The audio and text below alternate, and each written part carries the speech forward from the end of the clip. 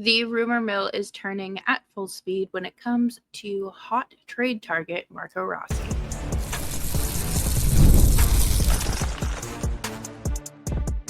You're Locked On Flames, your daily podcast on the Calgary Flames. Part of the Locked On Podcast Network, your team every day.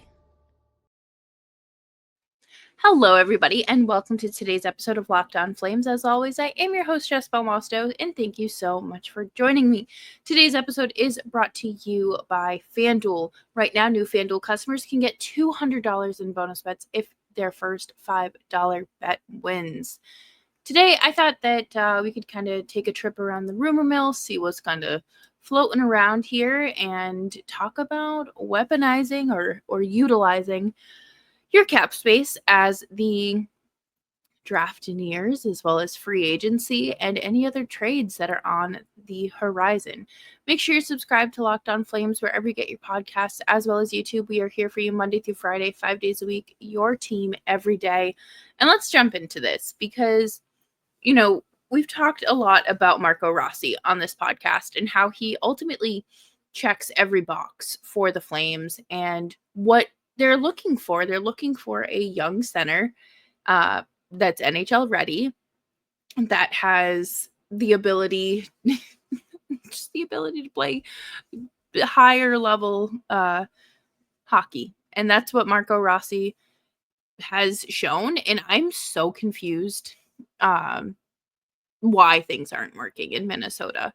And I've been racking my brain for months. I've reached out to Wild fans and try to gain any perspective possible, and no one really has a good answer other than maybe it's his size, which I think is such a silly statistic or reason to write someone off. He's 5'9". He's just a little guy, which is kind of funny because we know that's what the Flames like small players, but they also like their big guys too. I feel like there's no in between for the Flames, but it just feels weird that the Wild are willing to write off this 23-year-old. He has 101 points in 185 games. He is a consistent player. He is a good player. COVID got in the way of his early development right after being drafted, but nothing about his career or resume, anything makes me go, oh, I don't like that. That's not good. Sure. Was his start in the NHL a little not great? Yeah, of course. I mean, no offense, but this kid was having serious health issues and rebounding and bouncing back from those. So I'm really not overly concerned there. But the rumor is that the Wild are asking for a first round pick in exchange for Rossi. Flames have 2 of those this year. If they're looking for something in the future, cool. Guess what? I think if they do ask for something this year, you absolutely do it without any hesitation, because this draft class is weaker than projected the next few projected drafts. So, and if they're concerned about size, well, Sam Honzek is 6'4". So there you go. You swap in for a little guy for a big guy. There you go. To me, I don't know why the Flames wouldn't be on this like white on rice. They should be all up in Minnesota's business. They should be sending Bill Guerin postcards. They should be doing anything to try to make this happen. The supposed ask from Rossi is his next contract to be 7x7 or 7x7. I think that that's fair. It's more than doable for the Flames. He is projected to be a top 6 center. Do you know what the Flames need? Everyone say it with me. A top 6 center. He was demoted to the 4th line in the playoffs, but that honestly kind of felt like the final nail in the coffin. Like that was kind of like a forget you kind of move. Like I'll show you by the coach. But Rossi's a good hockey player. I'm not going to sit here and try to tell you, oh no, the Flames shouldn't be in on this. This is bad. It has horrible contract written all over it. I really don't think so. I think it's a good idea. I think especially with a rising cap, I don't want to say it's low risk, high reward, but I do think, it's a fair deal. I think it's going to be worth your investment. And not to mention, he has had 2 back-to-back 20-plus goal seasons. Like, he would have been 4th on the Flames in goals this year. So, let's look at this a little more seriously. The Flames have up to $30 million in cap space, too. So, like, even if they sign Rossi, it's not like it is a good portion of their cap space gone. There's still a ton of money left and plenty of room for the RFAs, and then even more, which we're going to talk about coming up next. But the Flames should be all in on Rossi. I think that this is a player that has been of interest for some time for a lot of teams, and I don't know what more you could want, and it's rather attainable. 23-year-old center, 2 20-plus goal seasons. Like, it's right there. Sure, left shot, but you know what? You saw the asking price for the righties, and it's not going to happen. Not going to happen at this point in time. But coming up next, we're going to talk about utilizing cap space and just how the Flames can take advantage of their $30 million in cap space.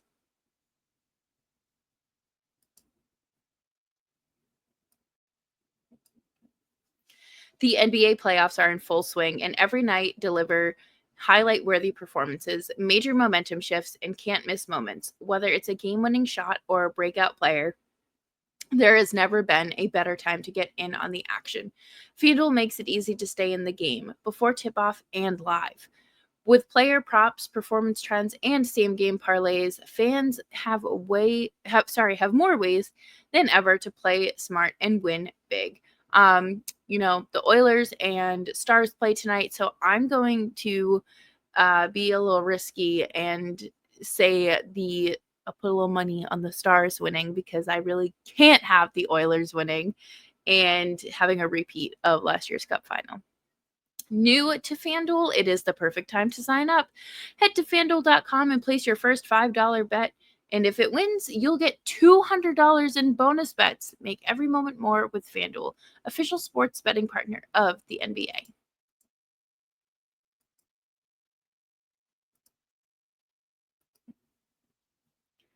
Thank you, everyone, for hanging out with me today on Locked On Flames. Make sure you're subscribed wherever you get your podcasts, as well as YouTube. We're here for you Monday through Friday, 5 days a week, your team every day. And let's talk about it, because last summer, the Flames also had a lot of cap space, and it felt like they were going to be willing to be a third team in a trade, which we haven't seen too often these last few years, but it's always an option, and it's something to keep an eye on, because, well, you're going to collect draft picks. A lot of teams will collect second, third round draft picks when they are a third team in a trade. And I think that that's what the Flames need. Obviously, they need the draft capital to obviously draft themselves, but to also make other trades more attractive to teams. Say you have, I'm just making something up, a trade between St. Louis and Minnesota, and they need to send some money the Flames' way for the third team. Okay. The Blues will send a second round draft pick to the Flames, or make it work so the Flames aren't just laundering money, but they're getting a draft pick. So it's a good idea because you can use that second round draft pick to obviously draft, but you can also, let's throw it in the Rasmus Andersson trade. Okay, let's do that. How does that sound?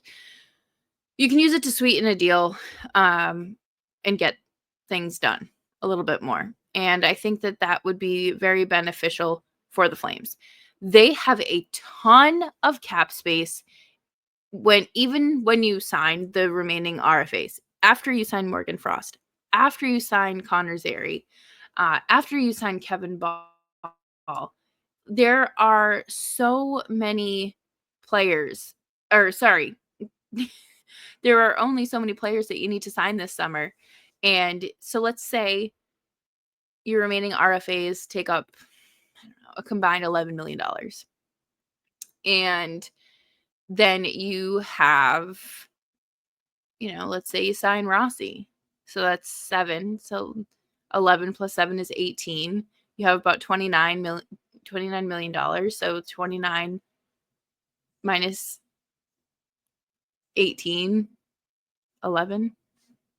Like, you still have a good chunk of change, and it's worth exploring. You can do a lot. Even, I think, like the Dallas Stars, we're going to talk about it a little bit, but there are teams that are fighting for their lives right now with cap space. And until things like definitively grow up and we have a solid figure, it is a lot of guesstimating. And, does this make sense? Would it make sense to sign this guy? Well, can you squeeze out, you're not counting pennies with this cap increase, but right now you might be. The Dallas Stars are, there are a lot of teams that are just kind of, I think the Lightning are also one of the teams that are kind of strapped for cash at the moment and into the off season. But I saw a very good article from James Johnson over at in the column.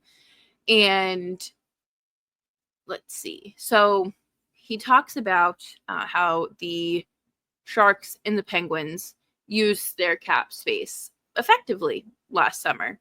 And one of the most bizarre trades in recent memory, the Detroit Red Wings dealt Jake Wallman, who had 2 years left at an AAV of $3.4 million, a second round draft pick, for nothing. Wallman put up 32 points and was shipped off to the Edmonton Oilers in exchange for a 2026 first round pick and a prospect. So the Sharks gained 3 assets, 2 being prime assets, for nothing in return. Okay. That's pretty incredible.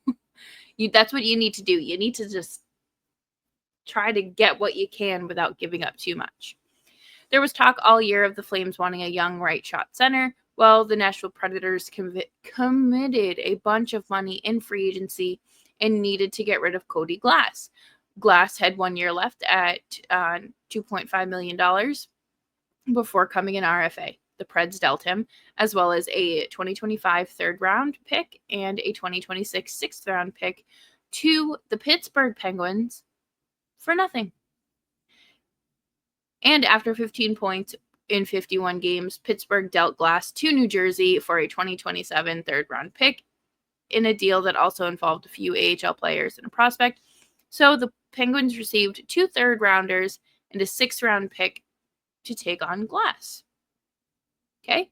I mean, honestly, seems pretty fair. And I think the thing here is you have to remember that this is a long-term plan. The Flames aren't looking to go out and trade for someone like Mikko Rantanen. They're not looking to do that. They don't need, I shouldn't say they don't need a Mikko Rantanen, because that is a lie. They would greatly benefit from a Mikko Rantanen. But where they are at in the rebuilding timeline is you're trying to build out. You want to acquire these young players so you can, again, shoot for that long term, because obviously a 23-year-old is going to have a lot more upside and longer career than a 30-year-old would, right? Just makes a lot more sense. So you have to think about it in not just in terms of like immediate success. A trade might look great in the moment, and that's that. You don't know. So I think with the Flames, everyone just kind of needs to remember that this is a work in progress. The players that they acquire in the draft this year, along with any free agents, does not mean the Flames are making the playoffs or going on a run. They can try. Or, maybe it's not overly successful. And that's okay. It's all right. Because these are the steps you have to take in order to build a truly competitive team. And coming up next, we're going to talk more about some names that Flames fans should keep their eye on this summer as we move further into weaponizing your cap space.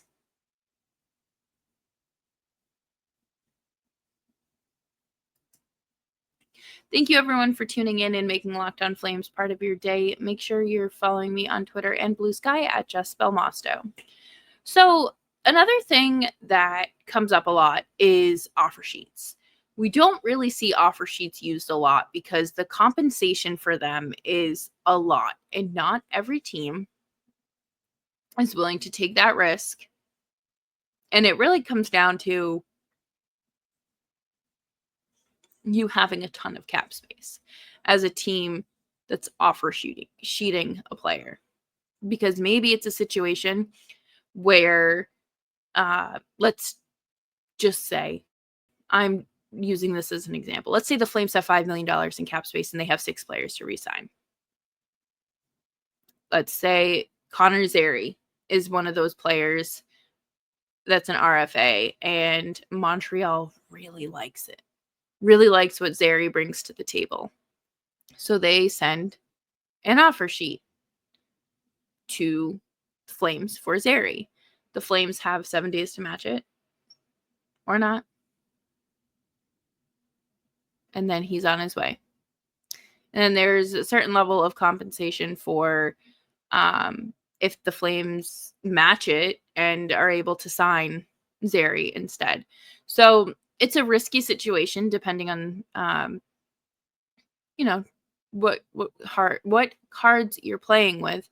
But last season, the St. Louis Blues took advantage of the Oilers and snuck Dylan Holloway and Philip Broberg for second and third round picks. Both players were important to the Blues making the playoffs, particularly Holloway, who finished the season with 63 points in 77 games. That is incredible. When you consider how badly Edmonton could use scoring at some points throughout the season, bananas. The team could also look to cap strap teams and make it an attempt to pry an RFA away. A team like Vegas is currently, they have $9.6 million in cap space, so it appears that they have a lot of room. However, if they want to take a run at Mitch Marner or Brock Besser, they need to clear more cap room. One way would be to trade Nick Hague, who is a restricted free agent. And with Vegas's depth at defense, maybe they look to deal him for futures and allocate their saved money from signing him to a future or to their future forward group. I think, James is very smart.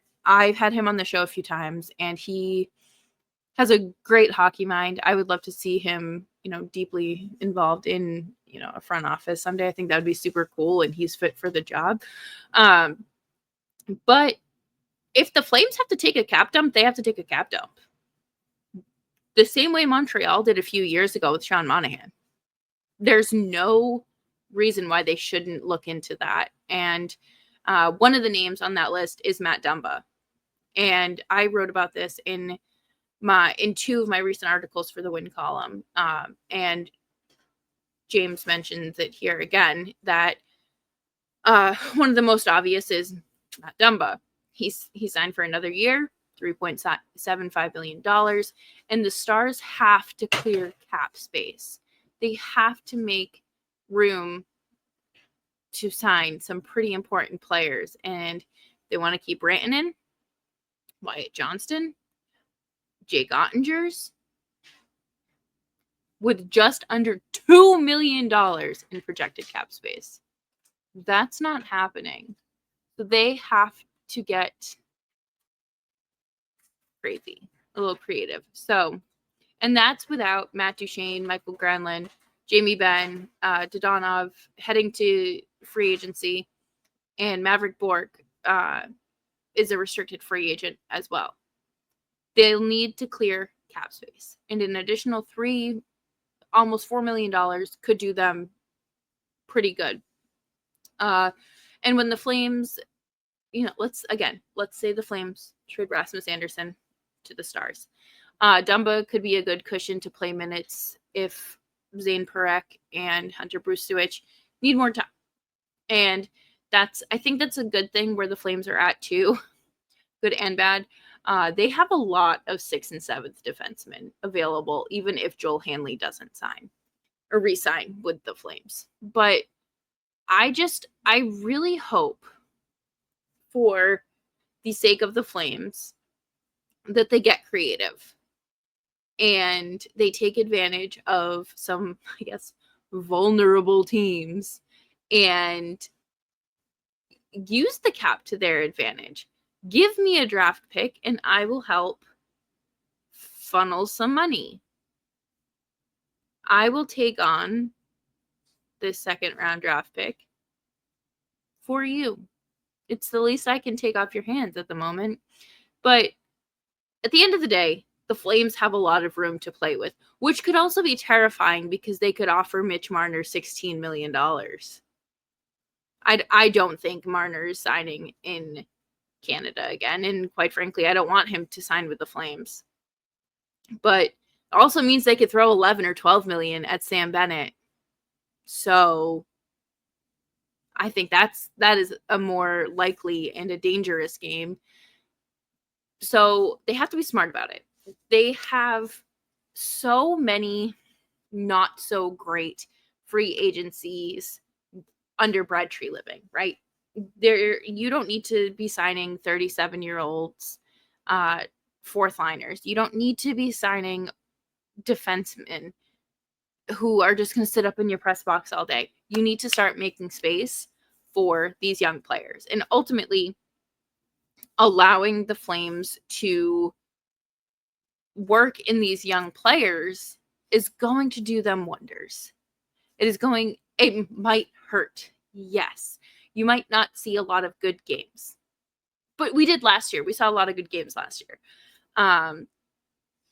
But there's going to be more people coming out of the Flames lineup to insert. And I think with the likeliness of a Rasmus Andersson trade and potentially, I think a few players leaving in free agency, you do create a little bit of a clearing and just take on the draft picks because you're looking for that long-term vision. And I don't think it makes any sense to even go out and offer Aaron Ekblad money. You literally have that at home. You have that in Rasmus Andersson, and that's what you're trying to trade. So what are we doing? it's just one of those situations where you just sit here until noon on July 1st and say, well, now what? You have to hope that your team is smart. You have to hope Craig Conroy is, obviously ahead of the draft and taking phone calls. Like I said, I want them sending postcards to Bill Guerin. I want them knocking on his cottage door. Things have to happen, and the Flames need to make it happen. If they are quiet at free agency and don't sign Marner, Bennett, Ekblad, or any of the smaller pieces, like I've mentioned, like Sean Corrali, for instance, or Parker Wotherspoon, say they don't sign those guys, they still have a ton of cap space. Or if they do, there's still roster spots that may be available if players don't look ready out of camp. We know that the Flames aren't going to rush development. They'll hang on to them for maybe a little too long in the Wranglers and then promote them. But Marco Rossi watch is on and in full swing here on Locked On Flames. Make sure you are listening to Locked On Wild, Locked On Sharks if you're interested in how the rebuilding phase, I guess the timeline and progression of one, especially from a first-time general manager like Mike Greer. So that'll do it for me here on today's episode of Locked On Flames. Thank you all so much for joining me. I hope you have a fantastic evening. Make sure you're subscribed wherever you get your podcasts, as well as YouTube. We are here for you Monday through Friday, 5 days a week. Your Calgary Flames every day. And I'll see you later. Bye-bye.